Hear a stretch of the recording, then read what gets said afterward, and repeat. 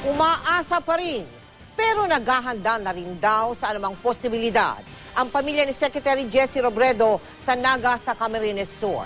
Kanina, binisita ni Pangulong Noynoy Aquino ang pamilya para personal na maghatid ng balita tungkol sa isinasagawang search and rescue operation. Nakatutok doon live si Chino Gaston. Chino.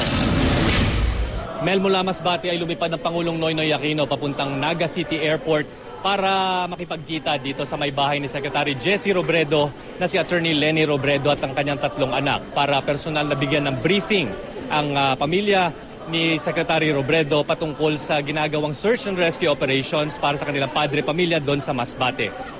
Ang makikita niyong picture sa inyong screen, o kung may screen, ay kuha mula sa Facebook page ng Pangulong Aquino, kung saan makikitang nakikipagpulong ang Pangulo dito nga sa pamilya ni Secretary Jesse Robredo.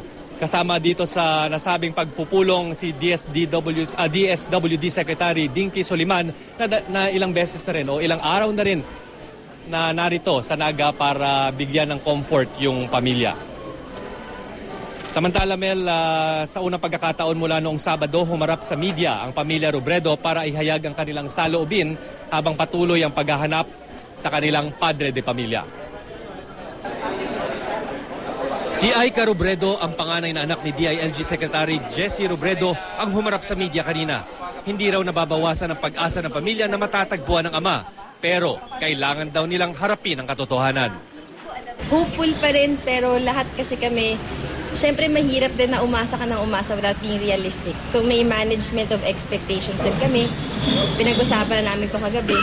Pero sa ngayon, tuloy pa rin ang dasal. Hindi kami pong apat, pamilya namin, pare-pareho naman siguro kaming nararamdaman ngayon na umaasa pa rin. Pero ayun, medyo realistic.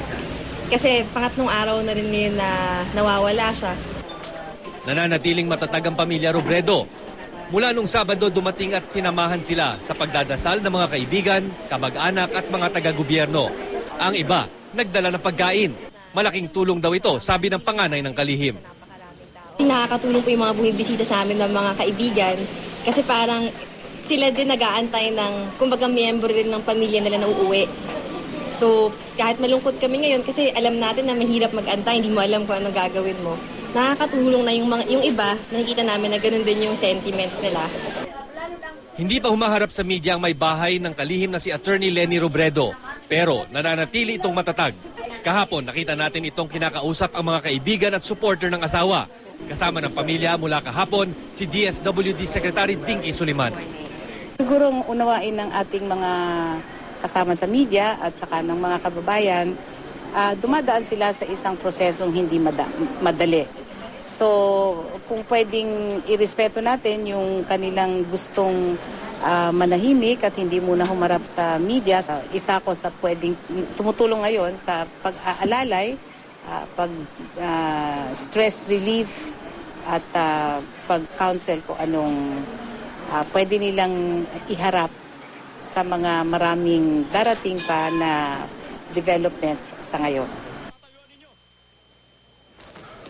Mel, walang patid naman ang pagdating ng mga taga-suporta at pag-alay ng dasal dito sa bahay ng mga Robredo at katunayan ay kakatapos lamang ng misa na inaalay dito para sa kaligtasan ng kalihim kung saan personal na pinasalamatan ni Attorney Leni Robredo ang mga lahat na sumusuporta sa pamilya nitong mga nagdaang araw. Bago tayo umere, Mel, ay namataan nating dumating yung pamilya Robredo mula doon sa pagpupulong sa Pangulong Aquino doon sa Naga City Airport at kasama nilang dumating si DSWD Secretary Dinky Soliman pati na rin si Senator Kiko Pangilinan. Mel.